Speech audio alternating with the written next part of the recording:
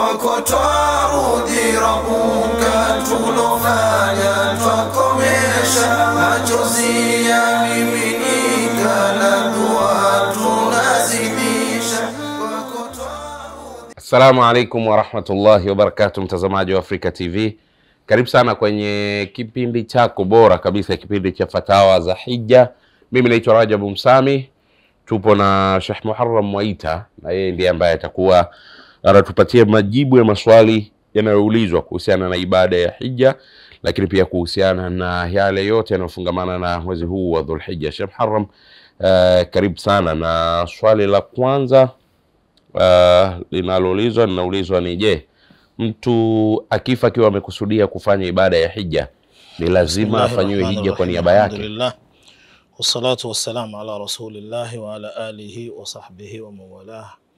Amma baad, ndugu yangu mtazamaji wa Afrika TV, assalamu alaikum wa rahmatullahi wa barakatuh. Swali muhimu sana, ni swali muhimu sana kwa sababu kwenye ibada ya hija watu wengi tunafanya mzaha, hatuipi umuhimu wake, lakini kuna wengine pia wanajibebesha mzigo mzito zaidi ya wanavyotakiwa kisheria. Ikiwa mtu Muislamu kapata uwezo wa kuweza kutekeleza ibada ya hija, alafu kwa maksudi hakuweza kutekeleza ibada hiyo, huyo akifa anakufa na deni. Kwa maana kwamba kama watoto wake watamlipia itakuwa amefanya vizuri, wasipomlipia maana yake atakwenda kuhesabiwa, atakwenda kuhukumiwa nalo. Sasa hii inajumuisha wote ambao wamepata uwezo, ametia nia ama hakutia nia. Maadamu alikuwa na uwezo wa kwenda kuhija na hakwenda bila sababu yoyote, huyu atakufa na deni, na hilo deni atatakiwa adilipe. Kama litawezekana mtoto wake atamlipia. Lakini ikitokea mtu kashatia nia, ametia nia ya kwenda kuhiji, halafu likatokea jambo la kumzuia asiende kuhiji, linalomuondoshea wajibu wa kuhiji, huyu hata akifa hafi na deni, kwa sababu lilitokea jambo la kumzuia. Kwa sababu limetokea jambo la kumzuia, jambo la kisheria. Kwa sababu tunapozungumzia uwezo kwenye sheria, wanasema ni uwezo wa kifedha na uwezo wa kiafya, ambao wanasema kimwili. Sasa mtu ameshindwa kwenda kuhiji kwa sababu afya yake ilikuwa haimruhusu, huyu atakuwa halaumiwi, kwa sababu huyu atakuwa hata akifa leo hafi na deni. Lakini sasa ameshindwa kwenda hija kwa sababu ya afya, halafu akakaa afya ikarudi, ukafika wakati wa hija tena akaona ngoja nitakwenda tena mwakani, huyu akifa atakufa na deni, kwa sababu tayari ameshaweza, udhuru tena hamna, huyu ataingia kwenye ile kundi la kwanza. Ama huyu aliyetia nia kuhijiwa, inafaa kwamba kwa sababu baba yetu alitia nia na alishatenga hela zake nini, basi acha tukamhijie, inafaa. Hata kama atakuwa hakufa na deni, wanaweza kumhijia na hija yake ikaswihi. Hapa kwenye kutenga hela, ndio amefariki mzazi, ndio ametenga hela, sawa, pesa zake zipo, watu wataenda kumhijia. Hakutenga hela na alikuwa na uwezo, watu wakaona kuna haja, kwa sababu ni deni ameacha, kuna haja ya kwenda kumhijia. Zile pesa hakutenga. Kwa hapa pesa zitakazotumika kwenda kumhijia iwe ni watoto tu ana pesa yake kwenda kumhijia, au zitatoka kwenye mali yake kwa ajili ya kwenda kumhijia? Wallahi, kama itakuwa alikuwa na uwezo alafu hakwenda kuhiji, maana yake amekufa na deni. Kwa hiyo ni bora yani itolewe pesa kwenye mali yake kabla ya mirathi, ilihesabike kama madeni. Lakini hilo deni kutolewa ni baada ya madeni ya watu, kwamba madeni ya watu yametolewa, yamekwisha na bado uwezo upo, ndio itatolewa deni la hija. Lakini haliwezi kutolewa deni la hija wakati kuna watu wanadai na watakosa pesa za hapo hamna. Sasa swali jingine ambalo limeulizwa hapa, linauliza nini tofauti, kuna tofauti gani kati ya hadi na udhiya? hadiyu na udhiya wote ni wanyama, na wanyama hawa wote wana sifa zinazofanana. Zile sifa tulizozitaja ndio hizo hizo zinazotakiwa kwa pande zote mbili, na tofauti ni kwamba yani hadiyu ni mnyama anayechinjwa kwa ajili ya ibada ya hija. Udhiya ni mnyama anayechinjwa sunna tu siku ya Idi. Na huyu hadiyu hachinjwi na mtu yote zaidi ya mahujaji. Na huyu mnyama anachinjwa wakati gani? Mnyama huyu anachinjwa kunapokuwa na mtu anapofanya ibada ya hija kwa kutumia mtindo au muundo wa khiran, au anapofanya hija kwa kutumia muundo wa tamattu. Tulisema kule kwenye vipindi vingine kwamba kirani ni mtu kuichanganya hija na umra pamoja, zikawa vitendo vyake havitofautishiki.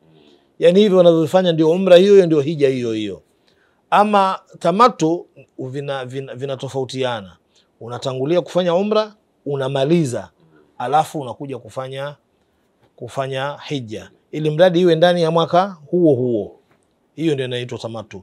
Watu wanaofanya hija kwa miundo hii miwili wanalazimika kuchinja, na au mnyama ndio anaitwa hadiyu. Pia kuna mnyama mwingine ambaye huyu mnyama wengine wanamuita hadiyu hivyo hivyo, lakini jina maarufu kwenye fiqh inaitwa fidia. Yani kama adhabu fulani hivi mtu anapewa pale wanapotokea makosa mtu ameyafanya. Kuna makosa fulani mtu ukiyafanya ndani ya hija, moja ya adhabu zinazotajwa na sheria ni kuchinja mnyama. Na huyu naye ni mnyama aina ya tatu. Naam. Sasa swali lingine limeulizwa kuwa nini hukumu ya mtu ambaye amelazimisha kuhiji bila kuwa na uwezo wa kiafya na akafariki akiwa hai? Hilo tofauti na la kwanza. Swali la kwanza tuliuliza mtu kuhusu wajibu wa kuhijiwa mtu akishakufa akaacha deni. Hili ni kwamba mtu ana maradhi na akalazimisha kwenda na akafia kule. Hilo swali gumu sana Sheikh Rajab, kwa sababu kuna makatazo kwamba watu wasijiingize kwenye maangamizi, lakini kuna wajibu wa hija, na hija ina sharti ya kwamba mtu lazima awe na uwezo wa kifedha na wa kimwili. Kama yeye ni mgonjwa, lakini mwili hapa wanaochuoni wengi walikuwa wanazungumza kwamba mwili walikuwa wanakusudia kwamba mtu hawezi kukaa kwenye mnyama. Kipindi kile watu wanasafiri na wanyama. Yani hawezi kukaa kwa ile hali yake, hawezi kukaa kwenye mnyama hivi akawa ameshika mnyama anatembea, hawezi. Huyu maana yake ni kwamba, lakini sio kwa maana ya ugonjwa tu. Mtu anaweza akawa mgonjwa lakini akawa anaweza kusafiri. Na kuna yani kwa maana ya kwamba kwa zama kuna uwepesi umekuja. Naam. Kwa maana sasa hivi mtu anaweza kuwa anaumwa. Mtu anaweza akawa ni mlemavu. Akaenda hija, ndio. Na kuna utaratibu wa kuzunguka Al-Kaaba, kuna utaratibu wake kwa watu walemavu. Kwa hiyo kwa kusema kweli uwezo utaangaliwa ni uwezo gani huu ambao yeye alikuwa hana mpaka akalazimisha.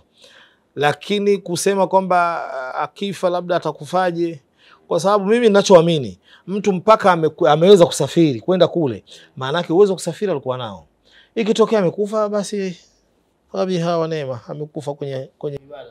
Sawa. Swali lingine ambalo nimelikumbuka hapa jana, watu kidogo walikuwa wanaulizana ofisini hapa. Ndio. Ulivyozungumza kwamba kuna utaratibu wake wa kutufu na nini. Kuna vile vitu sijui vinaitwaje kwa neno moja, lakini kuna kifaa fulani ambacho kinakuwa kina matairi chini, ambacho kipo mtu akikipanda anakikanyaga, alafu kinakuwa anazembea nacho akiwa ametembea juu yake. Kwa maana ya kwamba anaweza akawa akisimama akielekea mbele kidogo kinakwenda mbele, akirudi hivi kikisimama kinasimama, na wewe ukirudisha nyuma ukipeleka kushoto kulia na namna hiyo. Ikaulizwa, watu wakawa wanaulizana kwamba baba kinafaa mtu anaweza akakitumia kwenye kutufu akiwa mgonjwa, kwa sababu labda kuna mtu ambaye hataweza kutembea kwa muda mrefu. Kama akiwa mgonjwa maana hilo halina kufikiria hilo, kwa sababu Wagonjwa sasa hivi wanapelekwa na wheelchair zile. Wengine wanabebwa. Kuna mtu kambeba mama yake kazunguka naye. Naam. Kwa hiyo hilo halina shida, lakini kwa mtu huyu ambaye ni mzima kutumia kitu kifaa cha kumzungusha, hiyo ndio ambayo kidogo nakuwa na wasiwasi nayo. Sijui wallahu alam. Sawa. Swali jingine ambalo limeulizwa, je, mwanamke katika hedhi, mwanamke akiwa katika hedhi ni ibada zipi anazoweza kufanya katika masiku haya 10 ya Dhulhijja? Sio hija huyo. Huyo kwa huko nyumbani. Huyo anaweza kufanya yote yale ambayo yanaruhusiwa kwake kuyafanya, na yale yasiyoruhusiwa kayaacha. Kufunga haruhusiwi.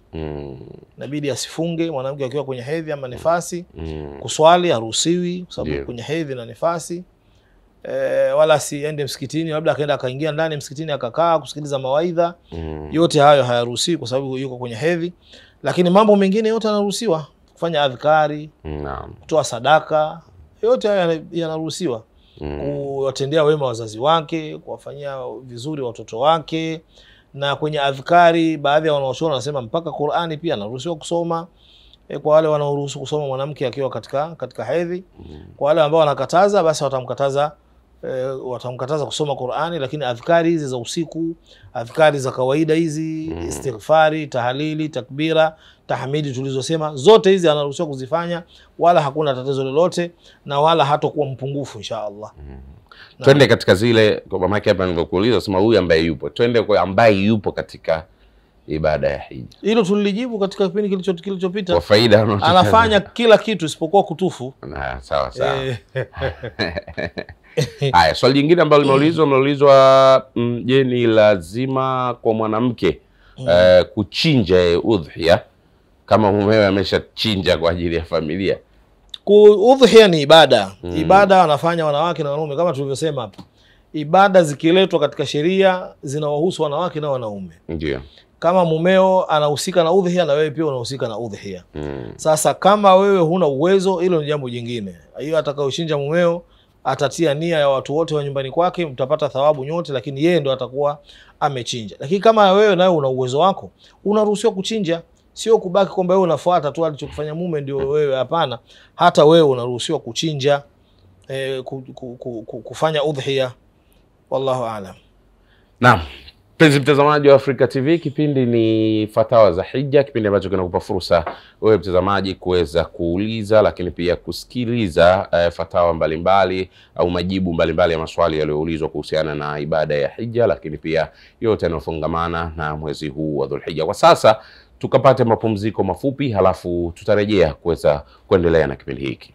Kwako twarudi Rabuka, tulofanya twakomesha, machozi yamiminika na dua tunazidisha. Naam, karibu tena mtazamaji wa Africa TV. Baada ya mapumziko hayo mafupi, tunaendelea na kipindi cha Fatawa za Hija. Shekhe, swali limeulizwa kuhusiana na swala zima la kuzuru. Naona limeulizwa tena swali kuhusiana na swala la kuzuru makaburi, lakini limeulizwa katika namna tofauti. Hapa linaulizwa kwamba je, nadhani huyu aliyeuliza ameuliza kwa alivyouliza ni kama ameona kwa wanaume sawa, sababu ameuliza je, inafaa kwa wanawake kuzuru makaburi katika masiku haya 10 ya Dhulhijja? Kwa nimeona niliuliza kutokana na utaratibu, kwa sababu ameuliza kana kwamba kwa wanaume inafaa, au sijui alikuwa amekusudia nini kwenye wanawake kuzuru makaburi. Huyo amejengea swali lake limejengeka kwenye ikhtilafu iliyopo katika wanawake kuzuru makaburi, na sio tu kwa ajili ya fungo 3, bali ni wanawake kuzuru makaburi. Kuna ikhtilafu kubwa sana ya wanawachuoni, ni ikhtilafu maarufu. Kuna wengine wanazuia kabisa mwanamke kuzuru kaburi, kuna wengine wanaruhusu kuzuru kaburi lakini kwa vigezo maalum. Kwa hiyo jambo liko hivyo, ni jambo lina ikhtilafu. Kuna wengine mtazamo wao ni kwamba hawaruhusu mwanamke kuzuru kaburi, kuna wengine wanaruhusu, na kila mmoja anaupa nguvu mtazamo ambao anao yeye. Almuhim ni kwamba ni ikhtilafu ambayo inakubalika. Sawa. Swali jingine limeulizwa hapa, nasema kwa nini siku za tashriki huitwa siku za kula, kunywa na kumkumbuka Allah? Ndio maswali ya kwa nini. Ndivyo Mtume alivyosema. Ndio maswali ya kwa nini. Sheria imeweka vitu kwa ajili ya wanadamu. Kwa hiyo moja katika vitu mlivyowekewa na Mola wenu ni kwamba ayamu tashriki ni siku za kula na kunywa na kufurahi na kumtaja Allah subhanahu wa ta'ala. Swali jingine liloulizwa ni kuhusiana na kurithi, yani kuchinja udhiya kwa kurithi, yani ile kuona kwamba baba yetu alikuwa akichinja, kwa hiyo sisi tunawajibika kubeba ule wajibu zaidi wa kurithi yani. Wallahi hili jambo Sheikh Rajabu lina utata kidogo. Na innamal a'malu binniyat, nia ambayo nafikiri ndio itafanya kazi kuleta tofauti ya watu wawili wanaolifanya jambo kama hilo, baina ya huyu anafanya kwa nia gani na huyu anafanya kwa nia gani. Kwa sababu utakapokuwa umerithi amal kutoka kwa mzazi wako, umemwona mzazi wako anafanya amali fulani na wewe ukaifanya kama alivyoifanya mzazi wako, hiyo haina shida, ili mradi tu unaifanya kwa ajili ya Mola wako. Lakini umerithi kutoka kwa mzazi wako kwa jinsi alivyokuwa akikuonyesha, akikuhimiza, au ukimuona anavyofanya na wewe ukachukulia moja kwa moja, hiyo inaingia katika ile aya kwamba watu ambao wameamini na watoto wao wakawafuatia kwa imani, yani alladhina amanu wa tabaatuhum dhurriyyatuhum biiman alhaqna bihim dhurriyyatahum, yani watu ambao wameamini na watoto wao na wakawafuatisha katika ile imani, Allah atakwenda kuwakutanisha watu hawa na watoto wao siku ya kiyama peponi.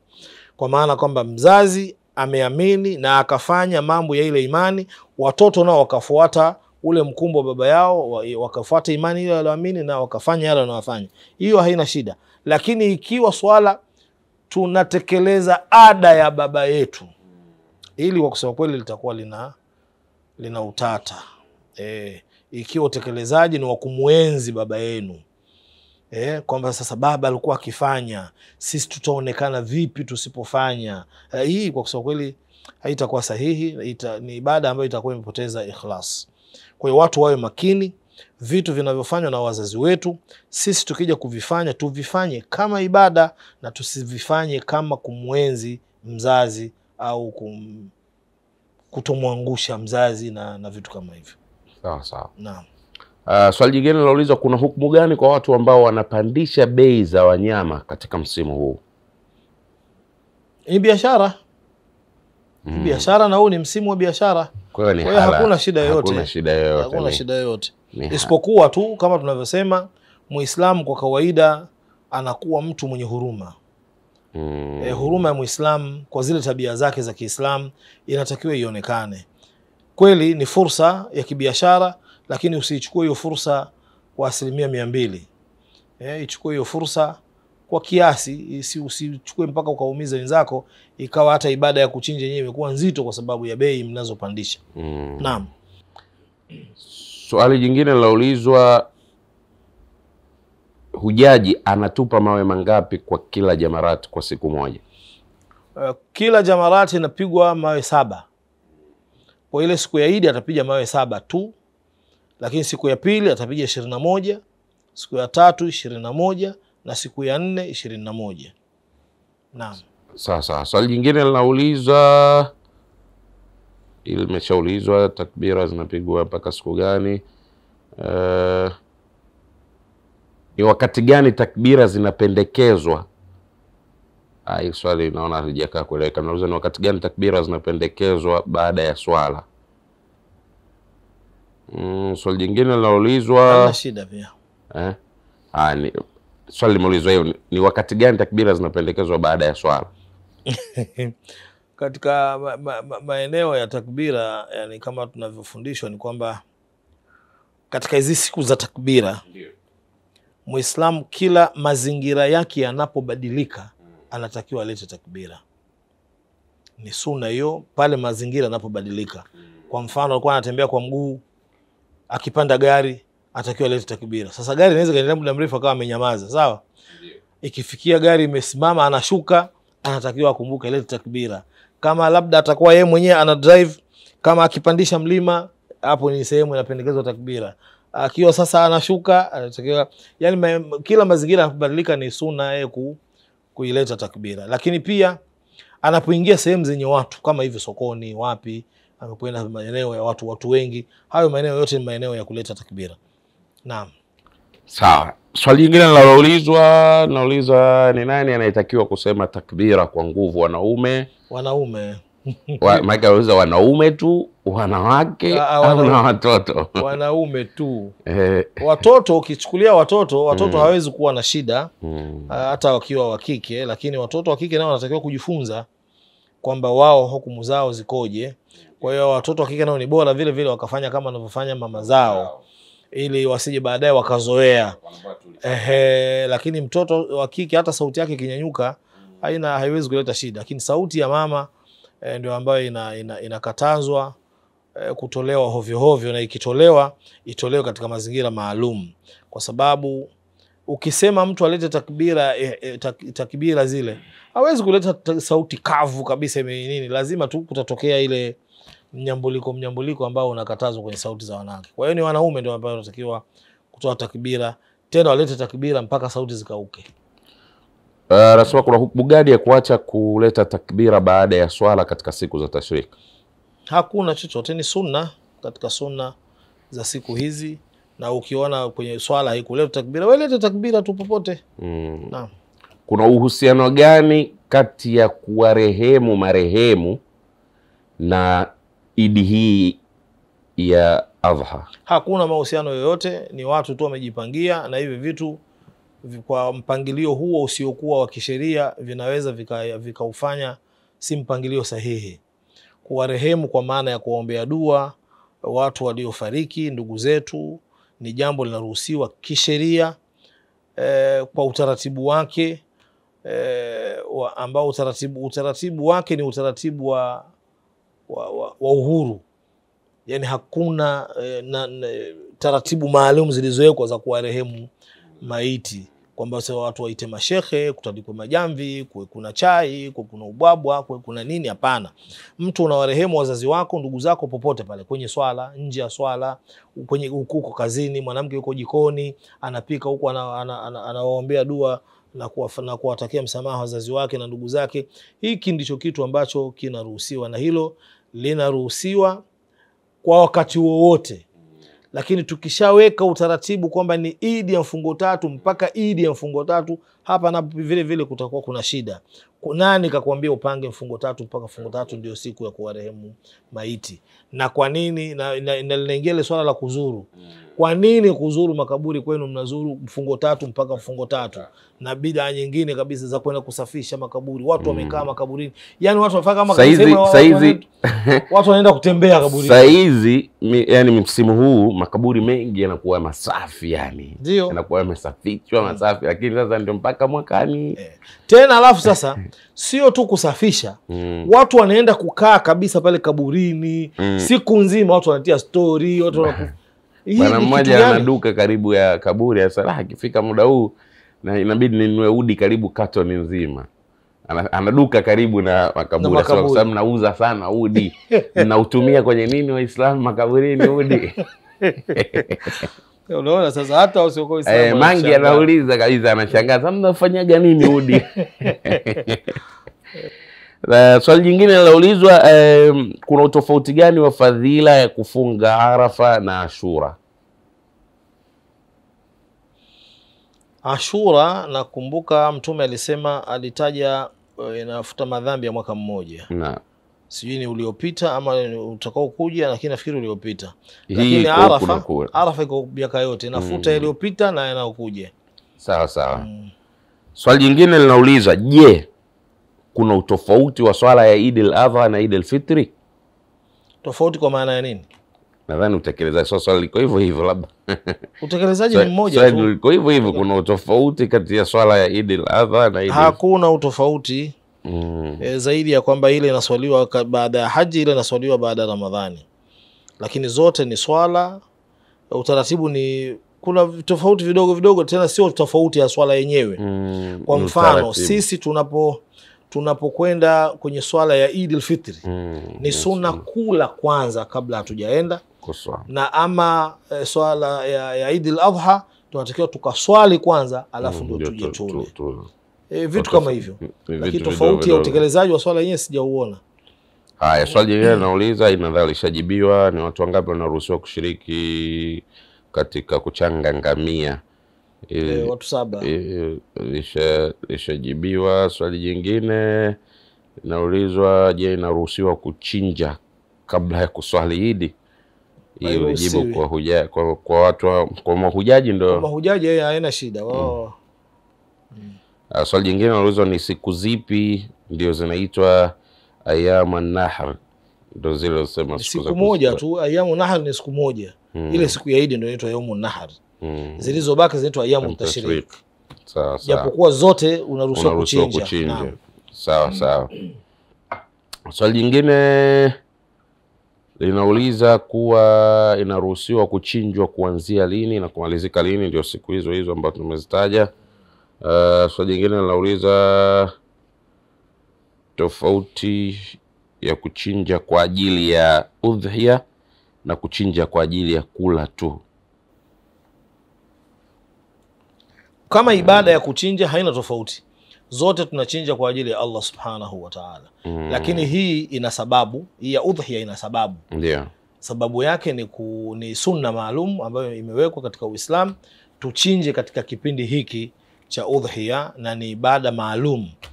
Ama hii ya kuchinja kwa ajili ya kula, hii ni ibada ya kawaida ya kuchinja tu. Wewe unachinja, ni ibada ambayo unaweza kuitekeleza wakati wowote, kwa sababu pale unapokuwa na haja ya kula, basi inakuja swala la kuchinja. Likija swala la kuchinja, maana yake imekuja ibada. Lakini hii udhiya ni ibada maalum, kuna kuchinja udhiya. Kwa hiyo hata kama ulikuwa hukupenda kula nyama siku hiyo, lakini unaweza ukachinja kwa ajili ya kutekeleza ile ibada. Naam. Swali jingine nauliza, kuna hikma gani ya kuleta takbira kwenye masiku haya ya hizi siku? Ni zinaitwa ni shaair, ni alama za Uislamu. Sasa hizi siku ni siku za kumtaja Mwenyezi Mungu na kumtukuza Allah Subhanahu wa Ta'ala. Kwa hiyo ndio maana inatakiwa jina la Mwenyezi Mungu liwe linaenea katika maeneo. Takbira, unajua ukileta takbira maana yake yani unawakumbusha watu kwamba kuna mkubwa ambaye ametuumba, ambaye anataka tumfanyie mambo mengi ambayo ametulazimisha kuyafanya. Kwa hiyo kitendo cha kuleta hili jina na kuleta takbira, wajua takbira zikijaa sehemu kunatokea na athari fulani. Ni kama tuza mfano wa asubuhi nyingi za siku zaidi ambazo zinaletwa kwenye maspika, yani inabadilisha kabisa mandhari na nini ya ile siku. Swali hili sijui kama utalielewa, kama utalielewa utalijibu. Swali linauliza, mtu akichelewa kurudi Mina usiku wa Tashriq, je, haji yake ni sahihi? Kuchelewa hakuna shida, ili mradi awe amefika Mina kabla ya alfajiri. Lakini ikitokea dharura kwamba alikuwa njiani amepambana kurudi, lakini akashindwa kufika Mina kabla ya alfajiri, akaingia Mina alfajiri, pia haina shida, kwa sababu atakuwa yuko ndani ya safari lakini sio tu anafanya mchezo, kwa sababu ataharibu hija yake, kwa sababu kulala Mina ni wajibu katika wajibu za hija. Swali jingine nauliza, ni ipi hukumu ya mtu aliyefululiza kutoa udhiya miaka mingi kisha akaacha tu bila sababu? Kwa madhambi hakuna, kwa sababu ni ibada, hiyo ni ibada sio ya lazima. Ndio. Lakini Muislamu haruhusiwi kuacha ibada bila sababu. Yani kuiacha tu ibada ambayo ulikuwa unaifanya afu unaiacha bila sababu, kusema kweli sio sahihi. Ni dalili ya kurudi nyuma. Asa kurudi nyuma nao sio jambo zuri. Muislamu unatakiwa uende mbele. Kama umeanza kutekeleza ibada ya udhiya, unatakiwa uendelee nayo. Lakini sasa unafanya afu unaacha bila sababu, utakuwa unarudi nyuma, ni jambo ambalo sio zuri sana, lakini hakuna madhambi. Sasa Shekhe, muda wetu umekimbia, tunalazimika kuhitimisha. Kwa dakika moja tu nikupe fursa uweze kutoa nasaha zako za ujumla kuhusiana na masiku haya 10 tulionayo. Kama Mtume sallallahu alaihi wasallam alivyoeleza masiku 10 haya, kwa kusema kweli, kwa kila Muislamu anapaswa kutia nia ya kuyatumia kwa kadiri anavyoweza. Na wala usiwalazimishe wenzako kufanya unachokifanya wewe. Kila mmoja, ili mradi tu tufanye vitu ambavyo ndio vitu vyenyewe vya kiibada vinavyotakiwa. Tusizushe mambo ambayo hayapo kwenye dini ukawafanya kwamba ndio unafanya ibada katika siku hizi, utakuwa unachezea muda wako. Lakini kama utafanya vitu ambavyo ni sahihi kwenye dini kwamba ni ibada ukavifanya, basi jua wewe unafanya jambo kubwa na thawabu zake ni nyingi. Kwa hiyo tuzitumie hizi siku, tusizifanyie mchezo. Watu wafunge, watu watoe sadaka, lakini na hizi ibada za kijamii hizi, kuunga udugu, kuwatendea wema wazazi, kuwafanyia wema hata marafiki zako, majirani, ni vitu hivi vyote vitu vya msingi vya watu kuvifanya ndani ya siku 10 hizi. Wallahu a'lam. Shukran sana Sheikh kwa muda wako, Allah kulipe kila la kheri. Mtazamaji wa Africa TV, mpaka hapa tuna la ziada, tunalazimika kufikia ukomo kipindi hiki cha Fatawa za Hija. Mimi naitwa Rajab Msami, tulikuwa naye Sheikh Muharram Mwaita. Kwa pamoja tukutakia utazamaji mwema mfululizo wa vipindi vinavyoendelea hapa Africa TV. Tunakuaga kukuambia assalamu alaikum wa rahmatullahi wa barakatuh. Kwako twarudi Rabuka, tulofanya twakomesha, machozi yamiminika.